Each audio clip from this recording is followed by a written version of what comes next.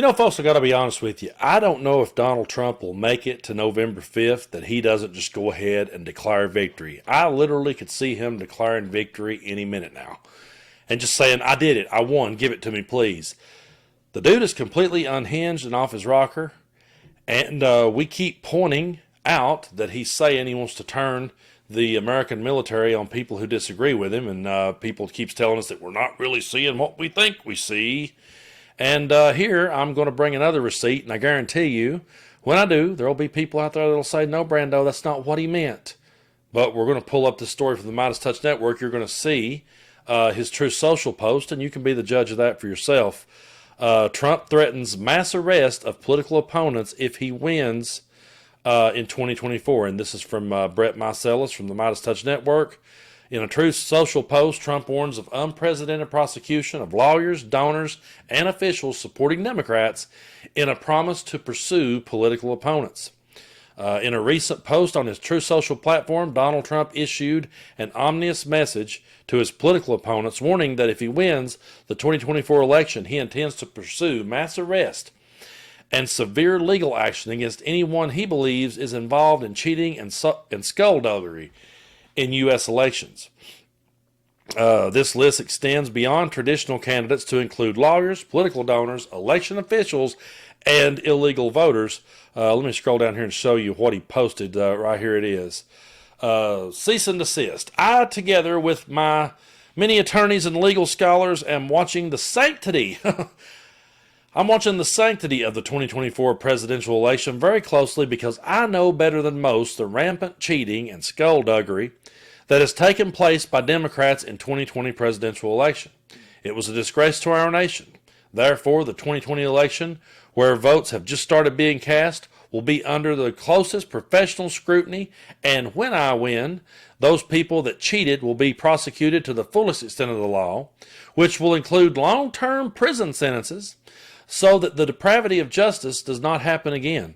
We cannot let our country further devolve into a third world nation, and we won't. Please be aware that this legal exposure extends to lawyers, political operatives, donors, illegal voters, and corrupt election officials.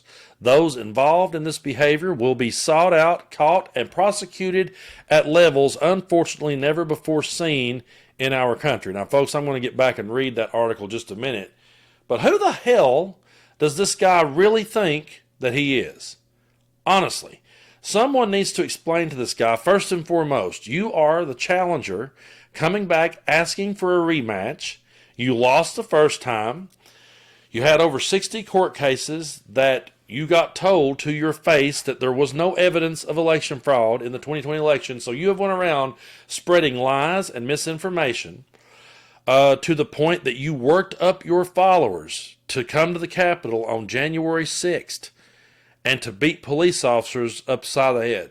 That's you. And you want to talk about you are keeping a close eye on the sanctity of the election. That's like Jesse James saying, I am going to keep a close eye on this bank.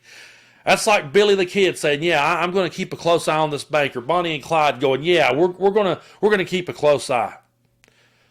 That is the most ridiculous thing that I've ever heard.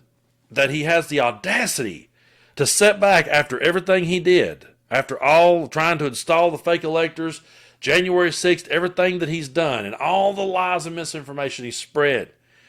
And he wants to say that it's him that's watching over the sanctity of it. But let's get back to this article from Brett. It's a good one. There's some points I want to hit on.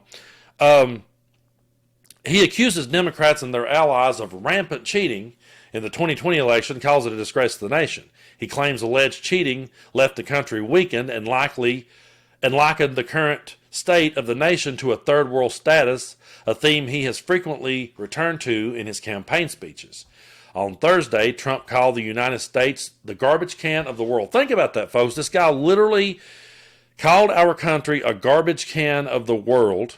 Go on here. The list of those who could face legal action under Trump's proposed post-election crackdown includes anyone he deems involved in suspicious behavior and corrupt activity, hinting at a broad interpretation of election-related offenses.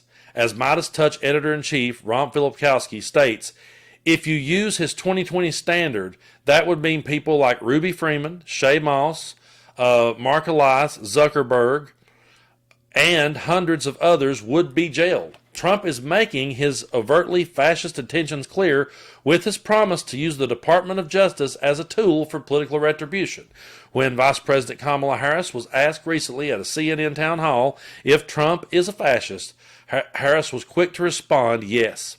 This sparked an immediate wave of outrage from Republicans, including Speaker Mike Johnson and Senate Minority Leader Mitch McConnell, who compared the vice president's words to that of Trump's second would-be assassin. Think about the audacity here of Mike Johnson and Mitch McConnell, which we know Mitch McConnell, and we know both of them. That's two of the most spineless human beings that ever lived. But Donald Trump is clearly a fascist, and they're just jealous that Kamala Harris has the guts to call it out, and they don't.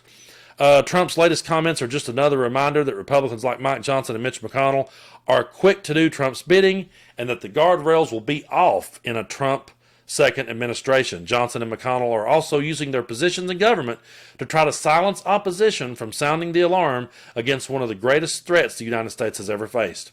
Meanwhile, the corporate media is failing our nation, needs a fourth estate the most. Endorsements for Vice President Harris have editorial boards of both the Washington Post and Los Angeles Times were overruled by their billionaire owners, either out of fear that Trump might win due to their personal support for Trump.